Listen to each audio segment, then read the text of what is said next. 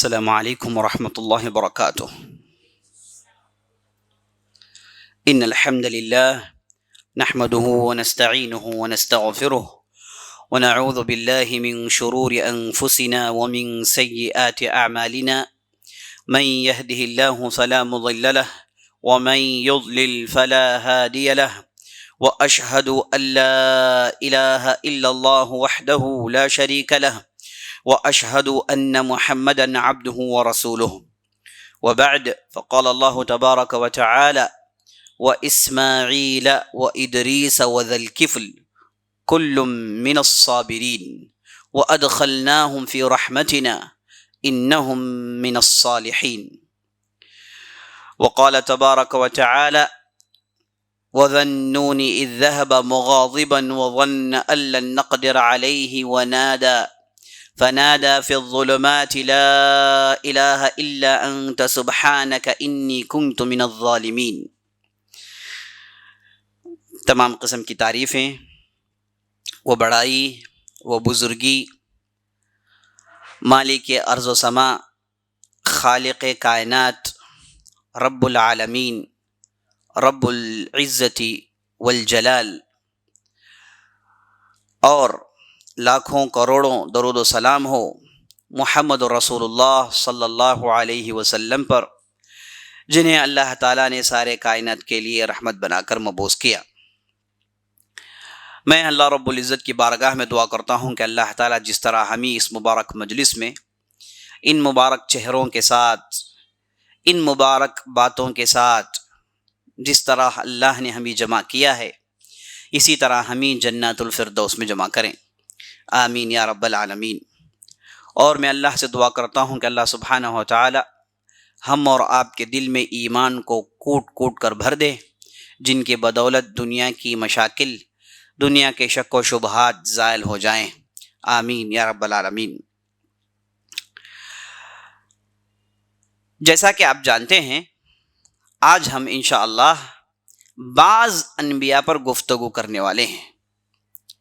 قرآن کے اندر اللہ نے بعض انبیاء کی زندگی بڑی لمبی بیان کی ہے، اور بعض انبیاء کے تعلق سے اللہ نے صرف ایک آیت نازل کی ہے، سبحان اللہ۔ اب اس کے پیچھے کیا حکمت ہے؟ مفسرین نے بہت کچھ کہا۔ اللہ سبحانہ و تعالی نے بعض انبیاء کا ذکر کیا، اب اس کے پیچھے کچھ نہ کچھ مقصد ہوگا۔ اب اس کے پیچھے یہ بھی بتانا ہو سکتا ہے کہ بعض انبیاء دنیاوی اعتبار سے ان کی شریعت پر بہت ساروں نے عمل کیا، ان کے راستے پر بہت ساروں نے چل کر آخرت حاصل کی، اور ان کی ہدایات کو اپنا کر بہت سارے لوگوں نے دنیا اور آخرت میں جیت حاصل کی۔ اور بعض انبیاء ایسے ہیں جنہوں نے دعوت دی، لوگوں کو بلایا، اپنے طور سے پوری محنت کی، لیکن انہیں دنیاوی اعتبار سے کامیابی نہیں ملی، ان کے پیچھے وہ بڑی تعداد نہیں جمع ہوئی جو دوسرے انبیاء کے پیچھے جمع ہوئی تھی۔ لیکن اس کا مطلب یہ نہیں کہ اس نبی نے اپنا حق نہیں ادا کیا، یا پھر اللہ کے نظر میں یہ کچھ کم درجے کے نبی تھے، ہرگز یہ اس کا معنی نہیں۔ اللہ سبحانہ و تعالیٰ نے بعض انبیاء کی تفصیلی زندگی بیان کر کے اور بعض کی بالکل مختصر بیان کر کے یہ بتانا اللہ نے یہاں پر چاہا ہے کہ بعض دنیاوی اعتبار سے تو بڑے کامیاب ہو سکتے ہیں، بعض کے نام ہی تم لوگ جانتے ہو، لیکن اللہ کے یہاں ان دونوں کا مرتبہ ایک ہی ہوتا ہے، دونوں کا مرتبہ، دونوں کامیاب ہیں۔ تلک الرسل فضلنا بعضهم على بعض، ایک دوسری آیت میں اللہ نے کہا لا نفرق بین احد من رسلہ، ہم رسولوں میں کوئی تفریق نہیں کرتے، سب اپنے اپنے کام پر درست رہے اور سبوں نے اپنے اپنے کام کیے۔ تو آج ہم جس نبی کے متعلق گفتگو کرنے والے ہیں، ان کا ذکر آتا ہے ذوالکفل کے نام سے۔ سبحان اللہ، اس نبی کے متعلق اللہ نے قرآن کے اندر 2 آیتوں میں بیان کی۔ ایک آیت سورۃ الانبیاء کی ہے جس میں اللہ نے کہا وَإِسْمَاعِيلَ وَإِدْرِيسَ وَذَا الْكِفْلِ كُلٌّ مِّنَ الصَّابِرِينَ وَأَدْخَلْنَاهُمْ فِي رَحْمَتِنَا إِنَّهُمْ مِنَ الصَّالِحِينَ، اور ایک دوسری جگہ کہا وَاذْكُرْ إِسْمَاعِيلَ وَالْيَسَعَ وَذَا الْكِفْلِ وَكُلٌّ مِّنَ الْأَخْيَارِ۔ اللہ نے اس نبی کے متعلق صرف 2 آیتوں میں بات بتائی، اور زیادہ کچھ تفصیل نہیں بیان کی۔ اللہ نے کہا سورہ انبیاء کے آیت کے اندر کہ ہم نے اسماعیل، ادریس اور ذوالکفل کو بھی بھیجا اور یہ بڑے صبر کرنے والے تھے، اور ہم نے انہیں اپنی رحمت میں داخل کیا، وہ بڑے ہی نیک لوگ تھے۔ ایک دوسری جگہ اللہ نے کہا یاد کرو وَاذْكُرْ اسماعیل وَالْيَسْعَ وَذَا-الْكِفْلِ، یاد کرو اسماعیل کو، الیسع کو اور ذوالکفل کو، وَكُلٌّ مِّنَ الْأَخْيَارِ، یہ سب بڑے ہی نیک اور خیر پسند لوگ تھے، خیر لوگ تھے۔ تو اللہ نے اس نبی کے متعلق صرف ان 2 آیتوں میں یہی تفصیل بیان کی ہے۔ اور اسرائیلیات اور ضعیف روایات کو آپ لیں گے تو بہت ساری باتیں معلوم ہوتی ہیں۔ پہلی بات یہ معلوم ہوتی ہے کہ بعضوں نے کہا ذوالکفل یہ ایوب علیہ السلام کی اولاد تھے، ان کے لڑکے تھے۔ بعضوں نے کہا ذوالکفل کوئی نبی تھے ہی نہیں بلکہ وہ ایک نیک آدمی تھے، اور بعضوں نے کہا ذوالکفل وہ اپنے علاقے کے ایک نیک آدمی تھے جنہوں نے دوسرے کی ذمہ داریوں کو لے رکھا تھا۔ بعض لوگوں کی ذمہ داریوں کو انہوں نے ادا کیا، بعض نے غلطی کی تو ان کی طور سے، ان کے طرف سے انہوں نے کفارہ ادا کیا، تو اس لیے ذوالکفل انہیں کہا گیا، معنی یہ ذمہ داری اٹھانے والا۔ ذوالکفل کا معنی آتا ہے ذمہ داری اٹھانے والا۔ تو یہ کوئی نیک آدمی تھے، رجل صالح تھے، اپنے زمانے میں ان کا تعلق بنی اسرائیل سے تھا، تو انہوں نے اپنی قوم کے بعض افراد کی ذمہ داری اٹھائی ہوئی تھی، اس لیے انہیں ذوالکفل کہا گیا ہے۔ اور یہ بھی کہا جاتا ہے کہ نعوذ باللہ یہ پہلے راہ ہدایت پر نہیں تھے، بعد میں جب یہ غلطی کرنے کے لیے جا رہے تھے تو اللہ نے ان کے دل میں ایمان کا نور ڈالا اور یہ اس کے بعد بڑے نیک آدمی بن گئے۔ یہ ساری باتیں ان کا تعلق اسرائیلیات سے ہے، کمزور روایتوں سے ہے، ایسی روایت نہیں جن پر ہم اعتماد اور اعتبار کر سکتے ہیں۔ تو جو صحیح روایات اور قرآن میں جو آیا ہے اتنا ہی آیا ہے کہ ذوالکفل ایک نبی تھے۔ ہاں یہ نبی ہونے میں ذرا برابر بھی شک نہیں، کیونکہ اللہ نے ان کا ذکر انبیاء کے ساتھ کیا۔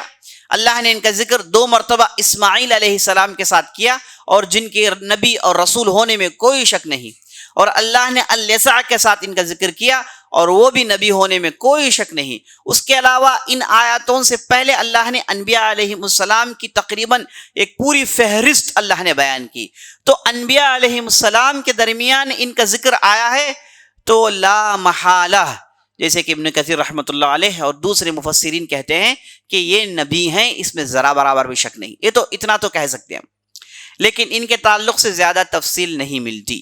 لیکن اللہ نے انہیں 3 صفات سے ان کا ذکر کیا، ان کا ذکر 3 صفات کے ساتھ کیا۔ پہلے اللہ نے کہا کہ یہ صبر کرنے والوں میں سے تھے، تو ان کے اندر صبر کی صفت اللہ کو پسند آئی تو اللہ نے ان کا ذکر کیا۔ اور اللہ نے کہا کہ یہ صالح نیک آدمی تھے، اور دوسری جگہ اللہ نے کہا کہ یہ خیر تھے، بہت ہی خیر پسند، اچھائی پسند، لوگوں کے اندر اچھائی پھیلانا، اس کے لیے محنت کرنا۔ جو اچھائی یہ اپنے لیے پسند کرتے ہیں وہی اچھائی وہ دوسروں کے لیے پسند کرتے ہیں۔ تو اللہ نے صبر کے ساتھ ان کا ذکر کیا اور نیک آدمیوں میں ان کا شمار کیا، اور ساتھ ساتھ انہیں خیر پسندوں میں شامل کیا۔ تو 3 ان کی صفات بیان کی گئی ہیں۔ انہی صفات کی وجہ سے اللہ نے قرآن میں ان کا ذکر کیا کہ یہ بہت ہی صبر کرنے والے تھے، بڑے صبر میں ان کی بہت ہی زیادہ ثبات قدمی تھی، تو یہ بہت ہی زبردست صبر کرنے والے تھے اور نیک آدمی تھے اور خیر پسند تھے۔ ان کے تعلق سے اتنی ہی تفصیل آتی ہے، اس کے علاوہ ان کے تعلق سے زیادہ کچھ تفصیل نہیں آتی۔ تو ان آیتوں کے ذریعے سے ہمیں معلوم ہوتا ہے کہ یہ بنی اسرائیل کے زمانے کے رہے ہوں گے اور بڑے ہی نیک رہے ہوں گے، اور ان کے تعلق سے نبی ہونے میں ذرا برابر بھی شک نہیں، یہ واقعی بہت بڑے نبی گزرے ہیں۔ اس کے علاوہ ان کے تعلق سے زیادہ تفصیل نہیں ملتی۔ کمزور روایات، ضعیف روایات پر ہم نظر ڈالیں گے تو بہت ساری باتیں معلوم ہوتی ہیں، لیکن ان میں اکثر باتیں ایسی ہیں جو اس نبی کے ساتھ توہین آمیز ہے، یعنی معلوم ہوتا ہے کہ ان کے ساتھ توہین کی جا رہی ہے۔ جیسے کہ اسرائیلی روایتوں میں انبیاء کے متعلق ایسے ہی بہت ساری باتیں پائی جاتی ہیں. تو اتنا ہی ان کے تعلق سے آیا ہے. اب چلیے بات آگے بڑھاتے ہیں. ذوالکفل کے بعد قرآن میں ہم جب نظر ڈالتے ہیں تو قرآن نے اصحاب یاسین کے بارے میں بعض باتیں بتائیں. سورہ یاسین کے اندر اللہ نے 3 نبیوں کا ذکر کیا. اللہ نے قرآن میں ارشاد فرمایا وَاضْرِبُوا لَهُم مَثَلًا أَصْحَابَ الْقَرْيَةِ إِذْ جَاءَهُمُ الْمُرْسَلُونَ وَأَرْسَلْنَا إِلَيْهِمُ اثْنَيْنِ فَكَذَّبُوهُمَا فَعَزَّزْنَا بِثَالِثٍ. اللہ کہتا ہے اے نبی صلی اللہ علیہ وسلم آپ یاد کریے گاؤں والوں کے تعلق سے یا پھر بستی والوں کے تعلق سے جن کے پاس ہم نے انبیاء بھیجے. پہلے تو ہم نے 2 نبی بھیجے، پھر ہم نے انہیں تیسری نبی کے ساتھ تقویت بخشی. تیسرے نبی ہمیں ان کے ساتھ بھیج دیا، یعنی 2 کافی نہیں رہے تو ہم نے تیسرا نبی بھیج دیا. تو یہ 3 نبی کون ہیں، ان کے کیا نام ہیں، یہ اللہ ہی بہتر جانتا ہے. لیکن سورہ یاسین کے اندر اللہ سبحانہ و تعالیٰ نے ان تینوں نبیوں کا ذکر کیا کہ یہ ایک ایسی قوم کے پاس آئے جو بت پرست تھے، جو شرک میں ڈوبے ہوئے تھے. انہوں نے بہت ہی اچھا کام کیا، انہیں اللہ کے طرف بلایا، دعوتی سرگرمیوں کو انہوں نے اپنایا ہوا تھا، لیکن یہ قوم والوں نے نہیں مانا. اچھا، بعض مفسرین نے کہا کہ یہ جو قوم تھی وہ انطاکیہ نامی ایک بستی میں رہتی تھی. انطاکیہ یہ ترکیہ کے ساحلی علاقے میں ایک بستی پڑتی ہے جو کافی مشہور ہے، اور خاص طور پر بائبل کے اندر اس کا ذکر آیا ہے. اور بائبل کے اندر یہ بھی ذکر آیا ہے کہ اللہ سبحانہ و تعالیٰ نے جب عیسیٰ علیہ السلام کو اپنے پاس اٹھا لیا تو عیسیٰ علیہ السلام کے حواریین میں سے 4 ایسے تھے جو ساری دنیا میں انہوں نے اللہ کی دعوت کو پہنچایا. اس میں سے ایک ان کے حواری تھے جو انطاکیہ پہنچے اور قسطنطنیہ پہنچے جو آج کا استنبول ہے. وہاں پر انہوں نے عیسیٰ علیہ السلام پر نازل کردہ شریعت اور عیسیٰ علیہ السلام کے پیغام کو پہنچایا. تو یہاں کے لوگوں نے اسلام قبول کیا اور عیسیٰ علیہ السلام پر ایمان لائے. یہ باتیں ہمیں معلوم ہوتی ہے.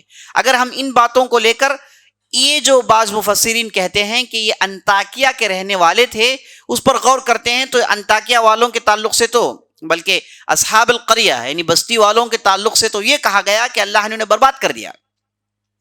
بہرحال یہ تو معلوم ہوتا ہے کہ یہ انطاکیہ نامی کوئی علاقہ نہیں رہا، یہ ایک علاقہ رہا جہاں اللہ نے 3 انبیاء بھیجے. اب یہ 3 انبیاء آ کر اللہ کی طرف انہوں نے بلایا. اب یہاں پر انہی آیتوں میں جہاں اللہ نے بستی والوں کے تعلق سے بات بتائی، وہاں پر اللہ سبحانہ و تعالیٰ نے ان تینوں پر ایمان لانے والے ایک مومن کا بھی ذکر کیا. وَجَاءَ مِنْ أَقْصَى الْمَدِينَةِ رَجُلٌ يَسْعَى قَالَ يَا قَوْمِ اتَّبِعُوا الْمُرْسَلِينَ، کہ جب قوم والوں نے ان تینوں انبیاء کو جھٹلایا، یعنی بیک وقت ایک ہی بستی میں 3 انبیاء ہیں اور تینوں مل کر دعوت کا کام کر رہے ہیں. اللہ اکبر. تینوں مل کر اس قوم کو اللہ کی طرف بلا رہے ہیں، لیکن قوم والوں نے تینوں کے 3 کا انکار کیا.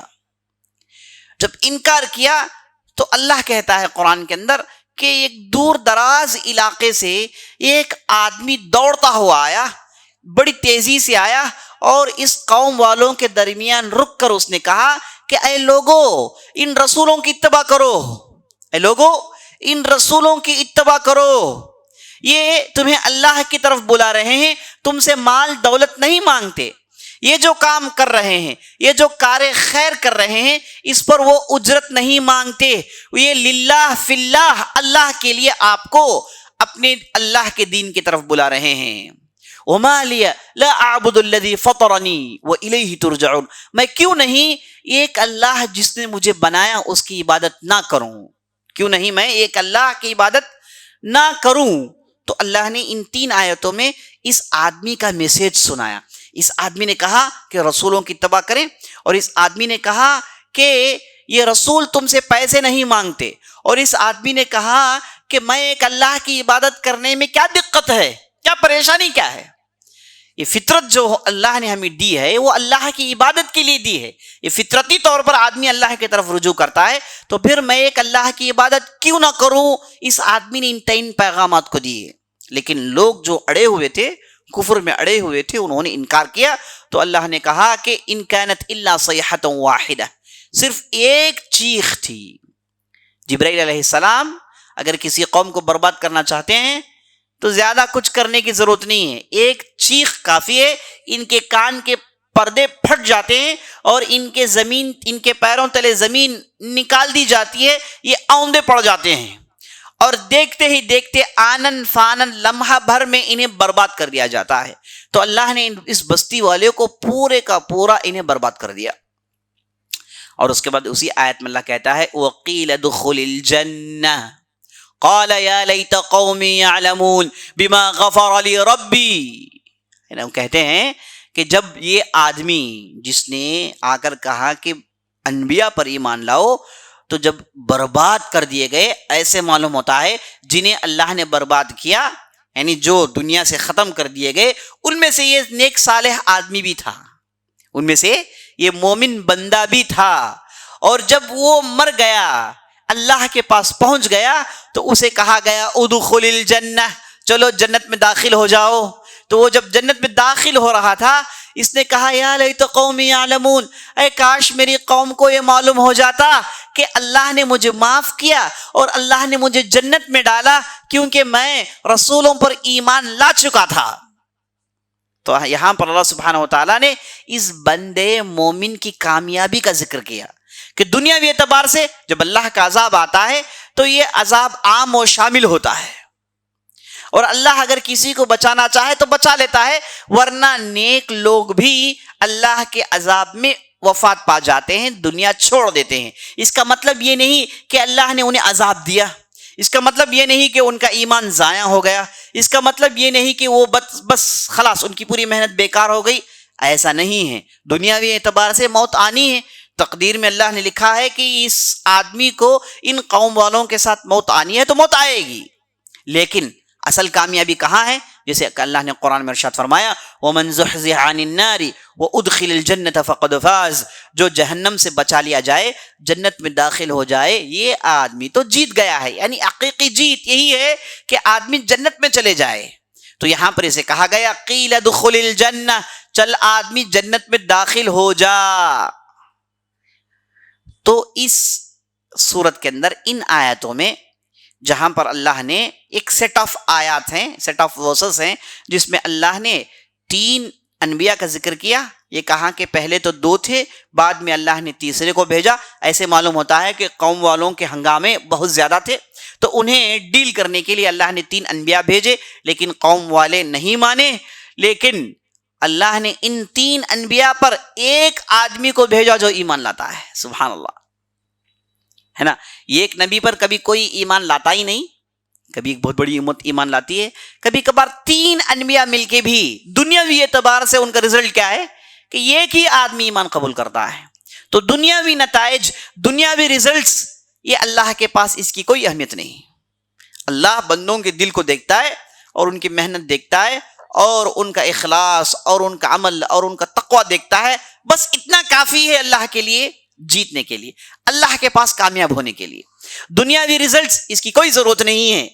یہاں پر 3 مل کر ایک آدمی ایمان لاتا ہے, اور وہ آدمی بھی مل کے انبیاء علیہم السلام کی طرفداری کرتا ہے, ان کے ساتھ مل کے ان کا ہی کام کرتا ہے. وہ بھی لوگوں سے کہتا ہے کہ ان پر ایمان لا لو, لیکن قوم والے اڑے رہے اور عذاب آیا, پوری کی پوری قوم برباد کر دی گئی. اور بعد میں اللہ نے ان لوگوں میں جنہیں اللہ نے موت دی, ان میں سے ایک صالح بندہ بھی تھا, اب اللہ نے آخرت میں سے اٹھایا اور کہا کہ جنت میں چلے جاؤ, کامیاب ہو گئے ہو.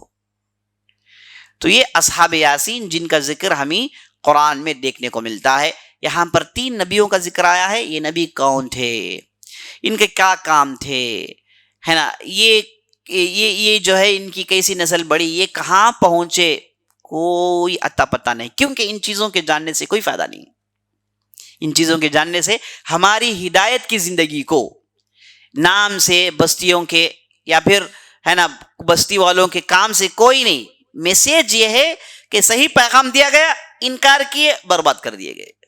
بس مختصر طور پر، ہے نا. اگر اللہ تفصیل بیان کرتا ہے تو اس کے پیچھے دوسرے مقاصد ہوتے ہیں. ہر حرف پر ہزار معنی نکل آتے ہیں، ہر لفظ پر بہت ساری ہدایتیں ہم کو دیکھنے کو ملتی ہیں. تو یہ ہو گئے اصحاب یاسین جنہیں اللہ نے برباد کر دیا، اور وہاں پر ایک فرد کامیاب ہوتا ہے. اب اس کے بعد جس نبی کا ذکر قرآن میں آتا ہے وہ نبی ہیں یونس علیہ السلام. یونس علیہ السلام کے بارے میں آتا ہے کہ اللہ سبحانہ و تعالیٰ نے انہیں نینوا نامی ایک ساحلی علاقے میں نبی بنا کر اللہ نے بھیجا. یہ بنی اسرائیل سے تو ان کا تعلق تھا، ہے نا. بعض اسرائیلی روایت سے بات معلوم ہوتی ہے کہ یہ ایک بہت بڑے رسول تھے جن کا نام تھا حزقیل. انہوں نے چاروں طرف 4 انبیاء بھیجا جو اس وقت کے اہم بستیوں پر گئے اور وہاں پر انہوں نے دعوت کا کام کیا. یہ ایک اسرائیلی روایت ہے، وہ قابل اعتبار نہیں.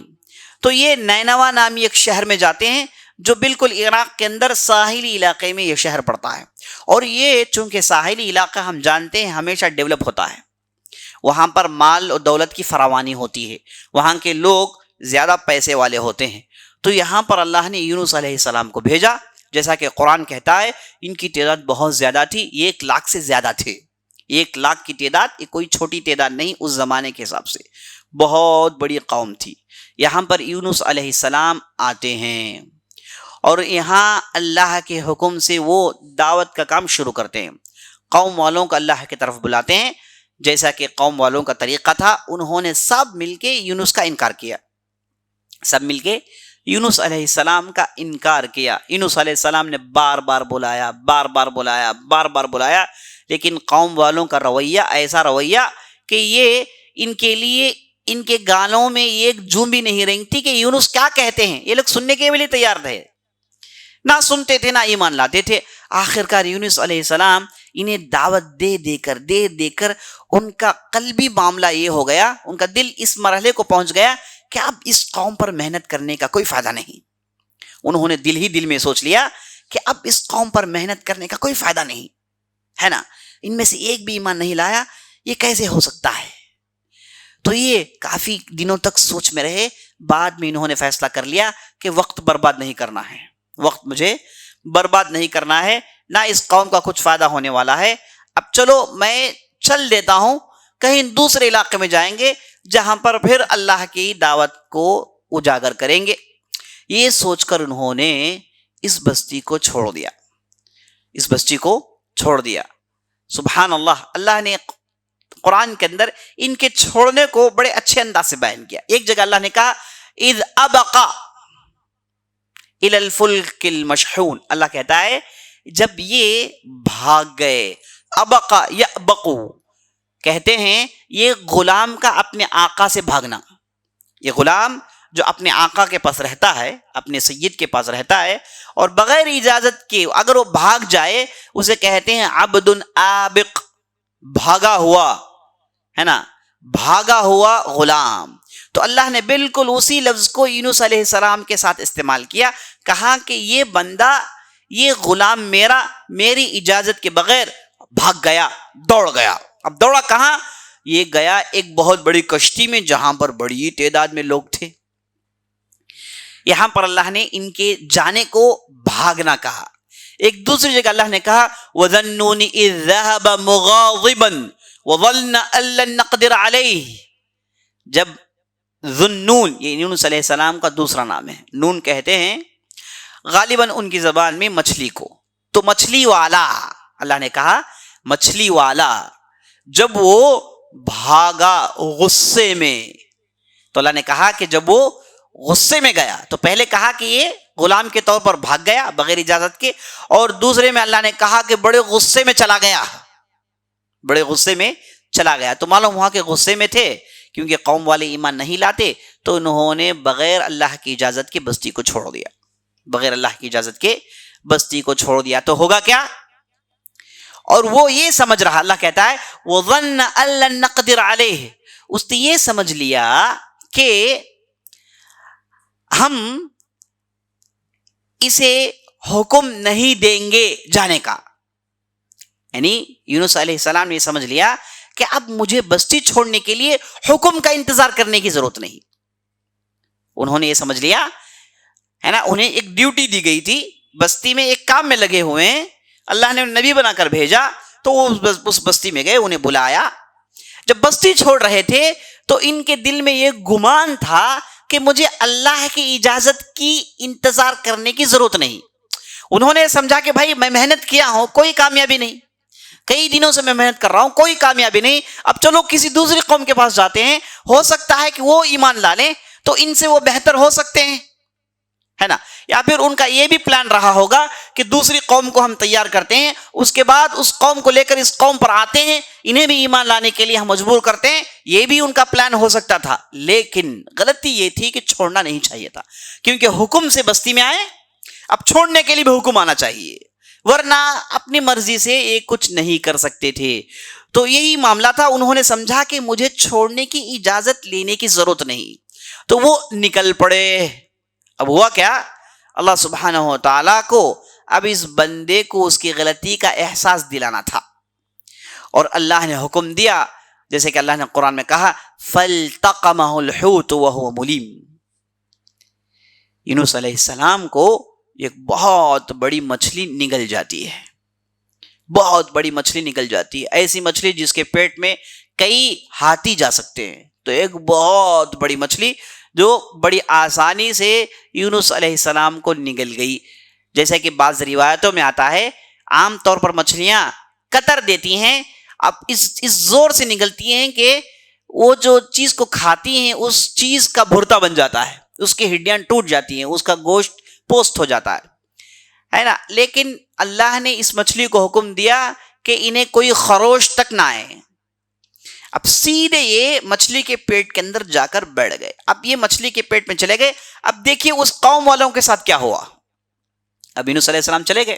اب ایسے معلوم ہوتا ہے کہ یونس علیہ السلام جب بستی چھوڑ رہے تھے تو وہ چپ چاپ بستی سے نکل گئے اور ایک کشتی میں چڑھ کر ایک دوسری بستی کی طرف جانا چاہتے تھے. تو وہ باقاعدہ ایک کشتی میں چڑھتے ہیں, ہے نا.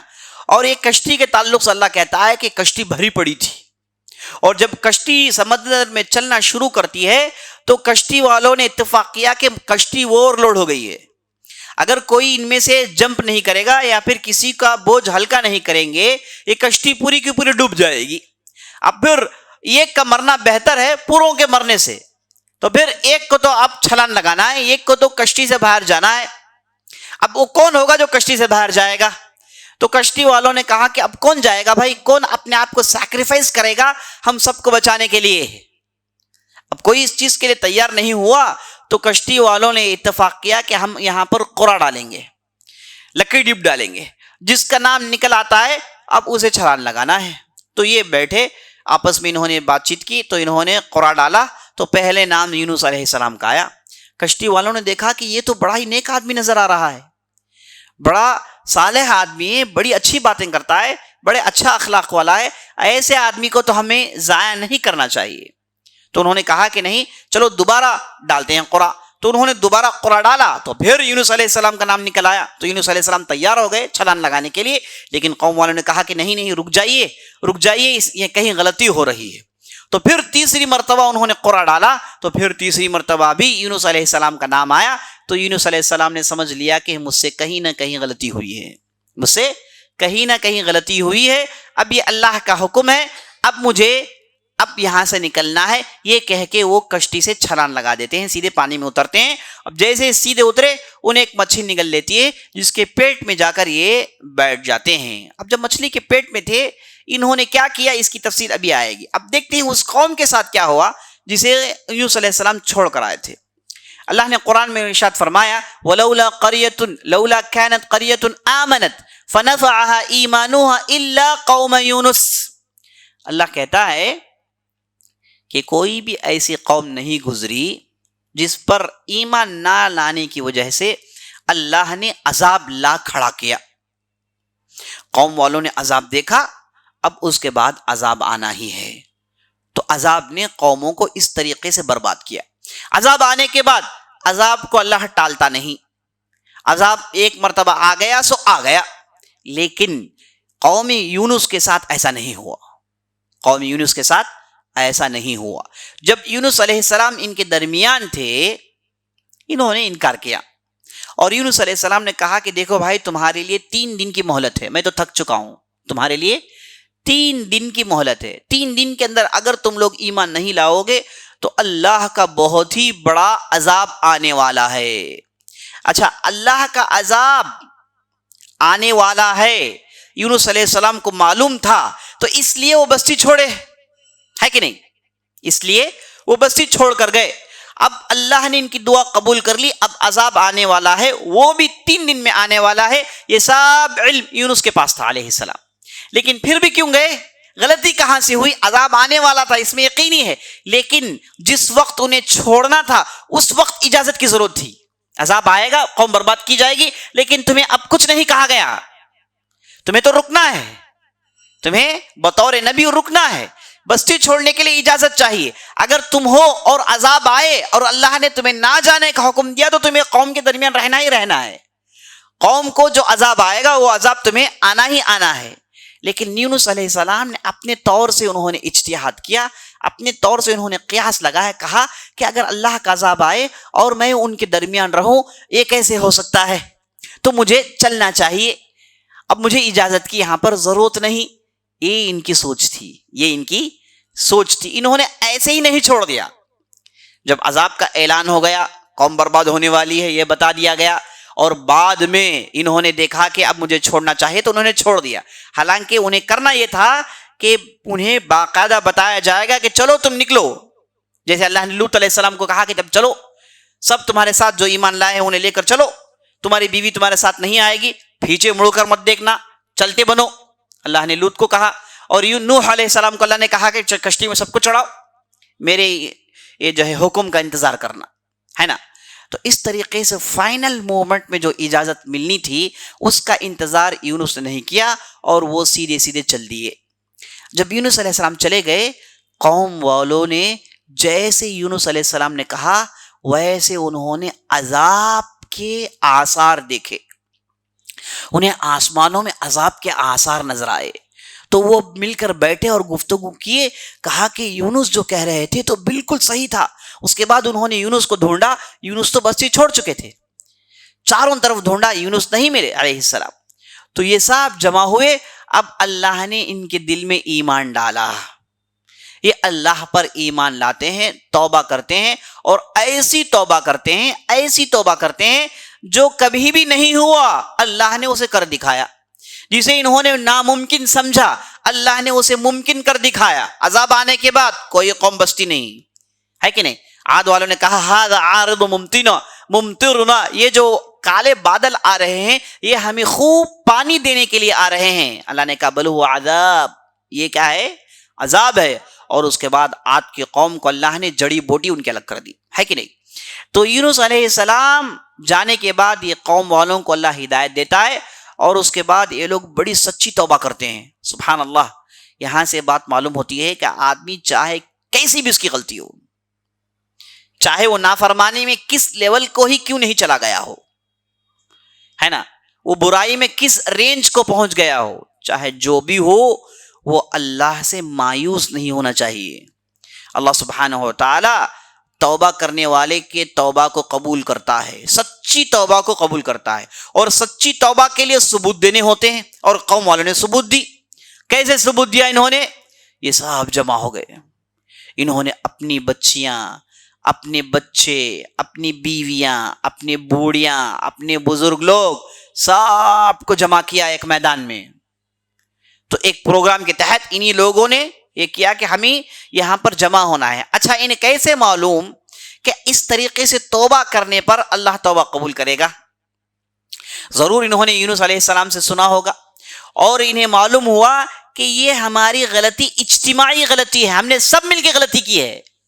یہ غلطی ایک آدمی کی ہوئی, وہ اکیلے میں اللہ کے طرف رجوع کرے گا, مناجات کرے گا, اپنی غلطیوں کی تلافی کرے گا اگر ایک نے, انڈیویجول نے کیا ہو.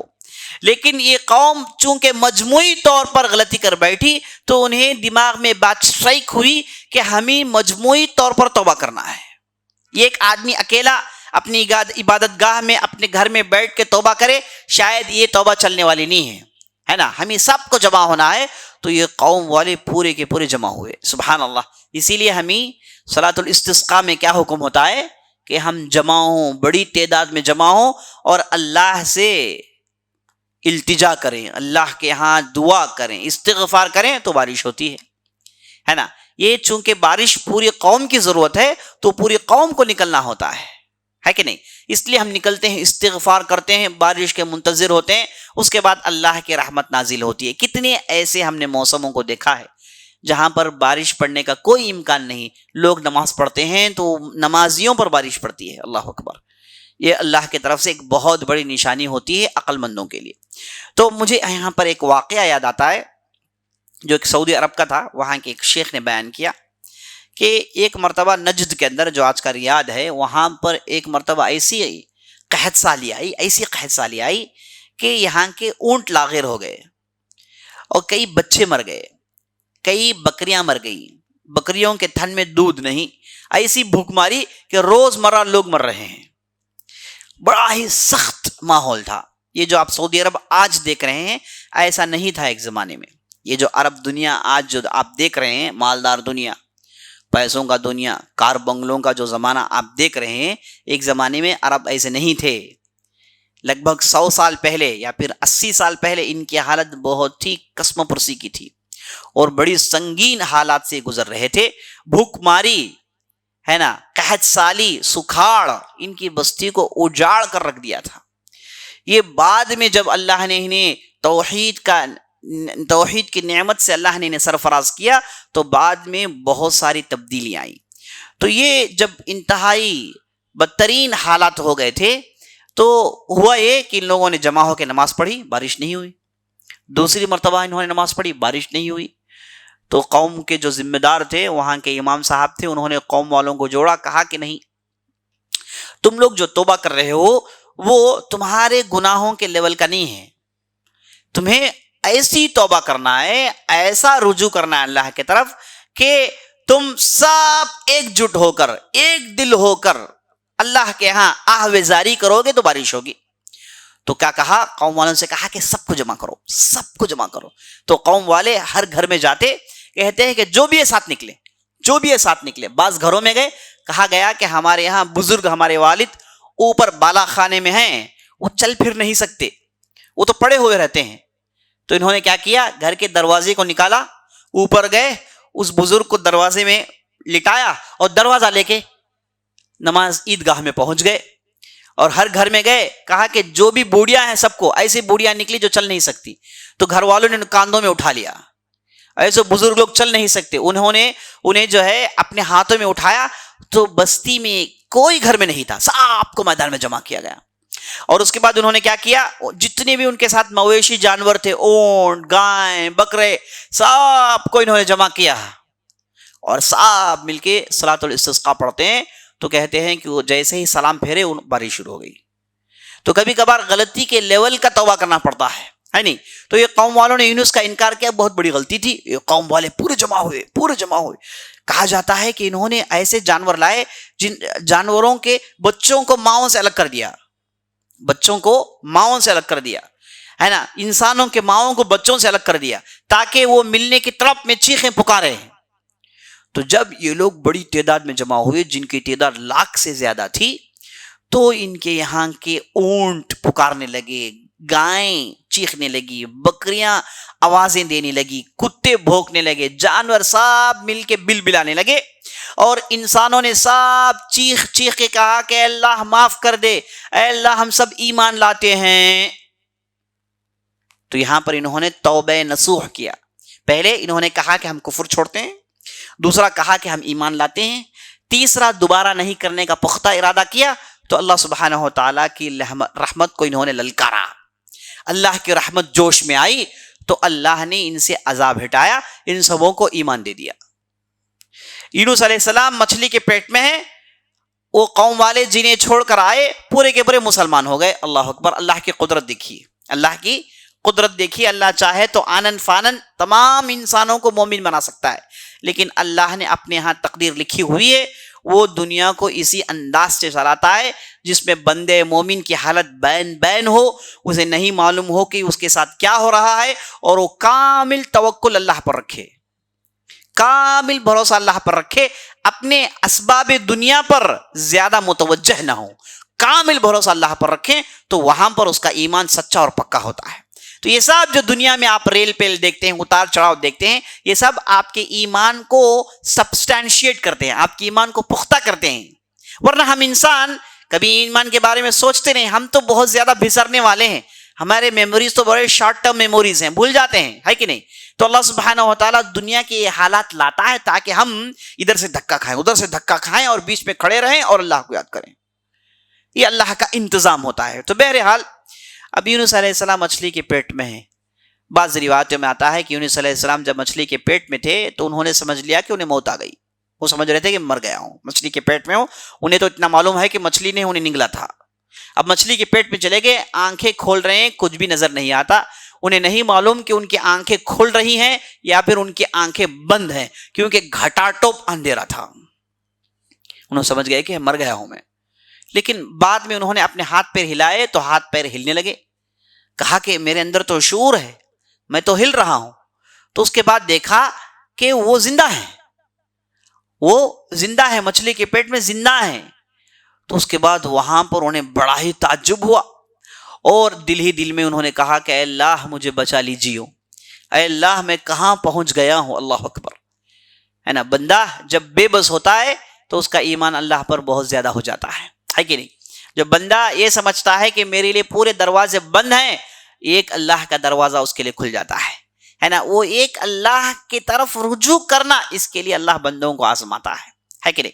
تو یہاں پر یونس علیہ السلام اس گھٹا ٹوپ اندھیرے میں، اور یہ مچھلی لے کے انہیں گھوم رہی ہے، سمندروں میں جا رہی ہے، ڈیپ سمندر میں جا رہی ہے، سمندر کے نچلے حصے میں جا رہی ہے، اور انہیں اندر سے اندر محسوس ہو رہا ہے۔ پہلے تو بات یہ کہ ان کا زندہ رہنا خود ایک بہت بڑا معجزہ ہے، کیونکہ پانی میں مچھلی تیرتی ہے، پانی میں انسان سانس لے نہیں سکتا، اس کے لیے آکسیجن کی ضرورت پڑتی ہے۔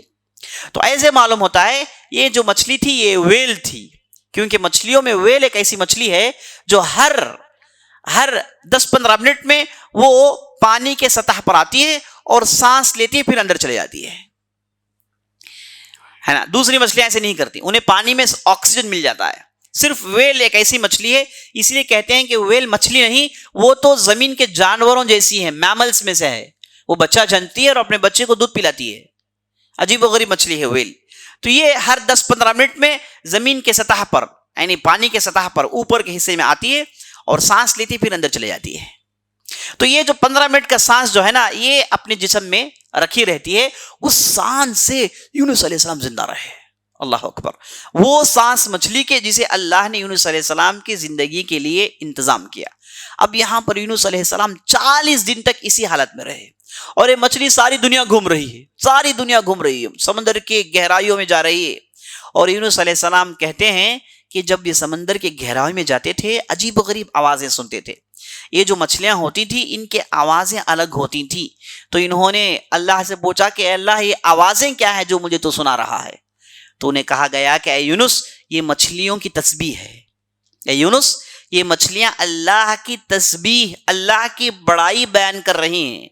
جانوروں کے آواز جنہیں ہم آواز سمجھتے ہیں، یہ کیا ہیں؟ یہ اللہ کی تسبیح بیان کرتے ہیں۔ یہ مرغے کا بانگ دینا یہ اللہ کی تکبیر ہے، مینڈک کا اپنا آواز نکالنا یہ اللہ کی تکبیر ہے، بکریوں کا منمنانا یہ اللہ کی جو تسبیح ہے نا؟ ان من شیء الا یسبح بحمدہ، اللہ کہتا ہے کوئی چیز جو اللہ کی تعریف بیان نہ کرے، ہے کوئی چیز جو اللہ کی تسبیح بیان نہ کرے۔ اللہ اکبر، یہ انسان ہے جو انتہائی نافرمان ہوتا ہے کہ نہیں؟ انسان ہے جسے اللہ نے کہا اما ہدیناہ سبیلا اما شاکرا و اما کفورا، ہم نے اسے دونوں راستے بتا دیے، یہ شکر والوں کا راستہ، ایک کفر کرنے والوں کا راستہ۔ اب تو اپنے عقل دماغ سے سوچ لے کہ کس راستے پر چلنے والا ہے۔ تو اللہ نے انسان کو یہ اختیار دیا ہے کہ وہ صحیح راستے کو چنے، لیکن جانور ہیں جو اللہ کے علاوہ کسی اور کی عبادت نہیں کرتے، یہ سب موحد ہیں، یہ سب موحد ہیں۔ اللہ اکبر۔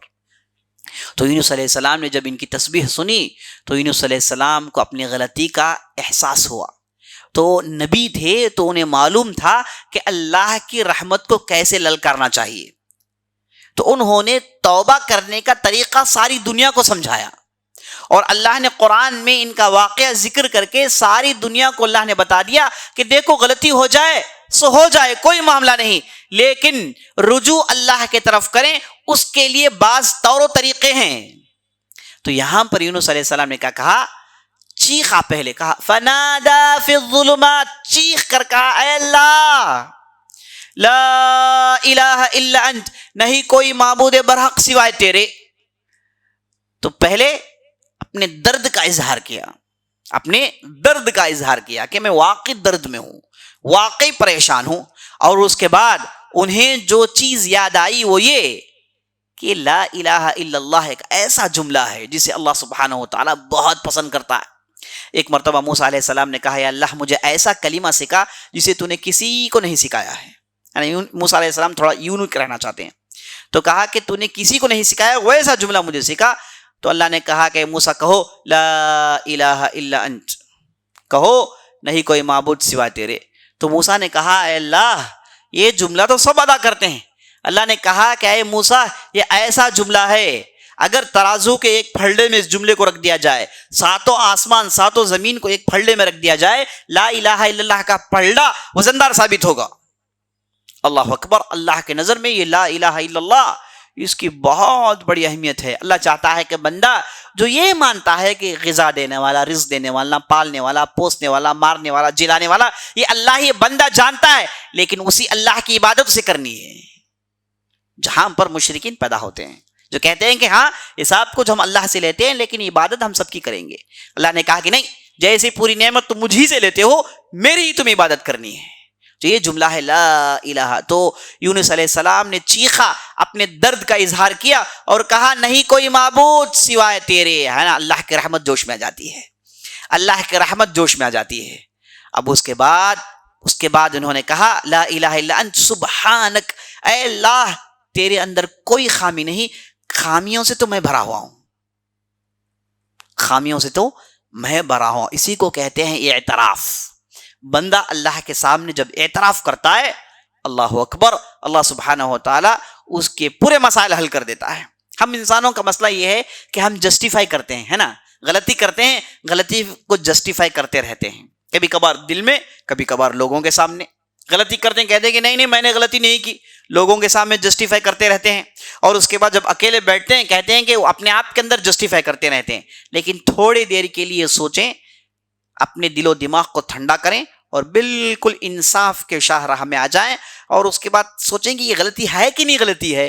اب جب اس نے غلطی کو مان لیا، کہا کہ اللہ میں نے غلطی کی، اس کے دروازے کھل گئے، اس کے دروازے کھل جاتے ہیں۔ تو یونس علیہ السلام نے یہاں پر اپنی غلطی کا اعتراف کیا، کہا کہ غلطی ہو گئی، اے اللہ تو پاک ہے، تیرے اندر کوئی خامی نہیں، میں غلطیوں سے بھرا ہوا ہوں، انی کنت من الظالمین، یہ میں ہوں جس نے ظلم کیا ہے، میں نے اپنے نفس پر ظلم کیا ہے، اللہ کی میں نے نافرمانی کی ہے۔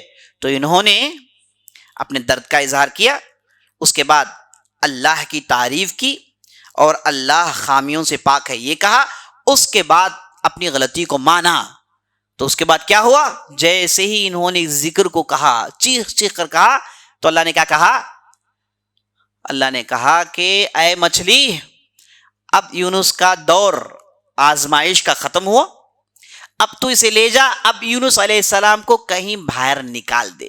سبحان اللہ، یہ ویل مچھلی انہیں لے کر آتی ہے اور ایک ساحل میں جہاں پر کوئی انسان نہیں تھا، ایسے معلوم ہوتا ہے کہ کوئی کٹک جنگل رہا ہو، دور دراز کا علاقہ رہا ہو، کوئی نہیں جانتا کہ یونس کے ساتھ کیا ہو رہا ہے۔ اب وہاں پر مچھلی پہنچتی ہے اور اس نے یونس کو چھن دیا، یونس کو اس نے چھن دیا۔ تو یونس علیہ السلام اس کے پیٹ سے، اس کے منہ کے ذریعے سے باہر آ کر گرتے ہیں۔ جس بندے نے 40 دن تک کوئی روشنی نہیں دیکھی، جس بندے نے 40 دن تک کچھ کھایا نہیں، اور جس بندے مچھلی کے پیٹ میں جو دبوچ کر اسے جو رکھا گیا تھا وہاں سے وہ باہر نکلتا ہے، تو ہمیں اچھی طریقے سے معلوم ہو جائے گا کہ اس کی کیفیت کیا ہوگی، وہ کس حالت میں ہوگا۔ مفسرین نے کہا ان کی حالت ایسی تھی، ایک ایسے چوزے کی جو ابھی ابھی انڈے سے نکلا ہوا ہے نا، یا پھر ایسے بچے کی جو ابھی ماں کے پیٹ سے باہر نکلا ہے. لیکن یونس علیہ السلام تو پہلے انسان تھے، بستی میں رہے ہیں، باقاعدہ اپنی زندگی گزاری ہے، اب 40 دن کی تاریکیوں کے بعد اب مچھلی کے پیٹ سے باہر آتے ہیں. اللہ اکبر. تو ان کی حالت اتنی کمزور تھی کہ چل نہیں پا رہے تھے. انہیں اب کچھ کھانے کے لیے چاہیے. اب مچھلی کے پیٹ میں کیا کھا رہے تھے، کیا پی رہے تھے، کیسے زندہ رہیں؟ ہے نا، ایک انسان اگر 2 دن تک پانی نہیں پیے، تیسرے دن مرنا یقینی ہے. ایک انسان اگر وہ 3 دن تک کھانا نہیں کھائے، چوتھے دن اس کا مرنا یقینی ہے نا. انسان کی اتنی ہی زیادہ کیپیسٹی ہے. تو یہ 40 دن تک مچھلی کے پیٹ میں رہے، نہ کھائے نہ پیے، اللہ نے انہیں زندہ رکھا. اللہ اگر چاہے ہر چیز ممکن ہے. تو 40 سال بھوک و پیاس کے ساتھ مچھلی کے پیٹ کے باہر نکلتے ہیں تو انتہائی ضعف، انتہائی ناتوانی انہیں لے چکی تھی اور یہ چل بھی نہیں پا رہے تھے. انہیں کچھ کھانے کے لیے چاہیے. اور وہاں پر حکم ہوا تو وہاں پر ایک خربوزے کا درخت، پیڑ ایک خربوزہ دیتا ہے، جسے قرآن نے یقطین کہا. یہ آگے بڑھتے ہیں، اس خربوزے سے کچھ کھاتے ہیں، ہے نا، خربوزے سے کچھ کھاتے ہیں. ہو سکتا ہے کہ ہمارے یہاں کا خربوزہ نہ ہو، اس زمین کا کچھ خربوزہ رہا ہو، کچھ پھل جس کا اللہ نے انتظام کیا، تو اسے جب ایک کھاتے ہیں تو ان کی توانائی واپس آتی ہے، انہیں چین و سکون ملتا ہے. یہ پھر باہر نکل آتے ہیں. اب اس کے بعد پھر ان کے ساتھ کیا ہوتا ہے، قرآن خاموش ہے، اس کے تعلق سے کچھ تفصیل نہیں ملتی، نہ احادیث میں ہمیں اس کی تفصیل ملتی ہے. احادیث میں یونس علیہ السلام کے تعلق سے 1-2 جگہ نبی صلی اللہ علیہ وسلم نے ذکر کیا. پہلے تو واقعہ عدس کے ایک صحابی تھے جن کا نام تھا عدس نہیں عداس، ان کا نام تھا عداس. یہ جب نبی صلی اللہ علیہ وسلم طائف سے واپس آ رہے تھے تو نبی صلی اللہ علیہ وسلم ربیعہ ایک مشرک تھا، اس کے باغیچے کے پاس سے گزرتے ہیں تو اس باغیچے میں عداس نامی ایک صاحب کام کر رہے تھے. تو انہوں نے دیکھا کہ ایک اجنبی آدمی آیا ہے جس کے جسم سے خون بہ رہا ہے. تو یہ آگے بڑھتے ہیں، نبی صلی اللہ علیہ وسلم کی خدمت میں پانی پیش کرتے ہیں، کہتے ہیں کہ آپ آئیں، آرام سے بیٹھیں، میں تمہیں بڑی ہی پریشان حال میں دیکھ رہا ہوں. تو نبی صلی اللہ علیہ وسلم نے جب پانی لیا تو نبی صلی اللہ علیہ وسلم نے بسم اللہ کہا. تو عداس جو تھے انہیں بڑا تعجب ہوا، کہا کہ تم بسم اللہ یہ کیسے تم جانتے ہو؟ تو نبی صلی اللہ علیہ وسلم نے پوچھا کہ کیا معاملہ ہے، کیا تم بسم اللہ جانتے ہو؟ تو عداس نے کہا کہ ہاں، یونس بن متہ بھی بسم اللہ کہا کرتے تھے، یونس بن متہ بھی بسم اللہ کہا کرتے تھے. تو ایسے معلوم ہوتا ہے کہ وہ شاید ان علاقوں میں ان چیزوں کے بارے میں جانتے رہے ہوں، یونس علیہ السلام کے بارے میں ان کے پاس انفارمیشن رہا ہو. تو نبی صلی اللہ علیہ وسلم نے کہا کہ اچھا تم یونس بن متہ پر ایمان رکھتے ہو، وہ تو میرا بھائی تھا. نبی صلی اللہ علیہ وسلم کہتے ہیں کہ وہ تو میرا بھائی تھا، میرا بھی اس کا بھی پیغام ایک ہی ہے.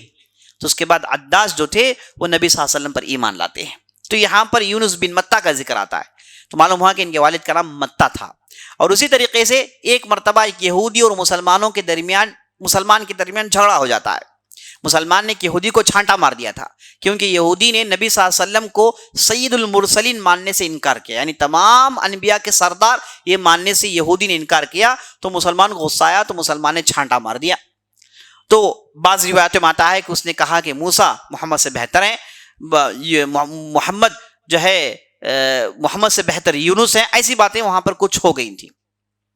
تو نبی صلی اللہ علیہ وسلم نے اس وقت کہا کہ اے لوگو، آپ لوگ کبھی بھی لا تفضلونی علی یونس بن متہ، تم مجھے کبھی بھی یونس بن متہ پر فوقیت مت دو.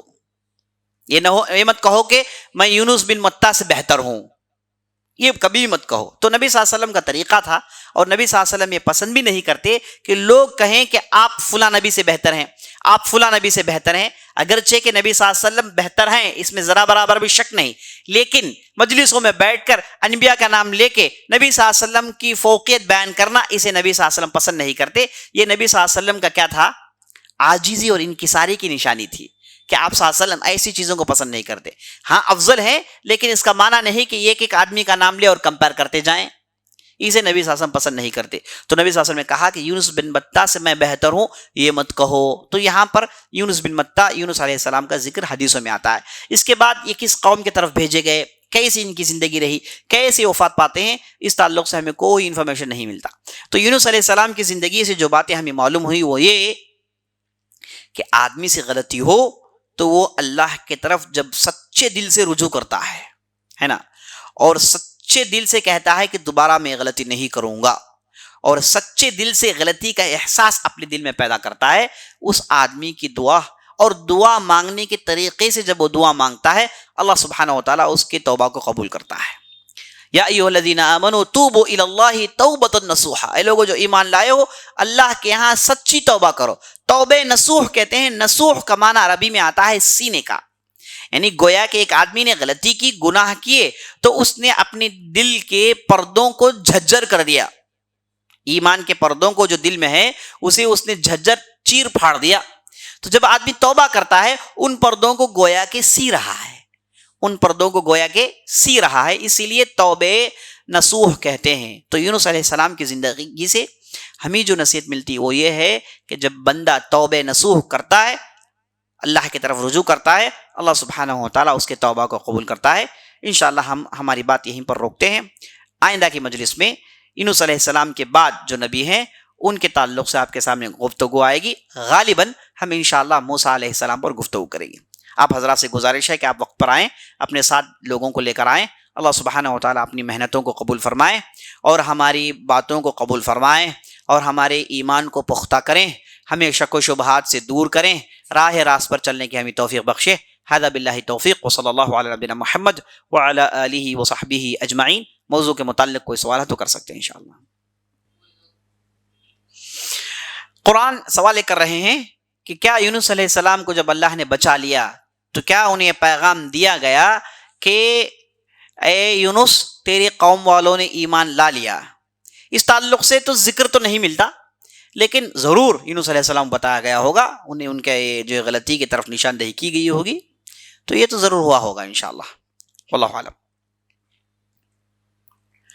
سبحانک اللہم وبحمدک اشہد ان لا الہ الا انت استغفرک و اتوب الیک.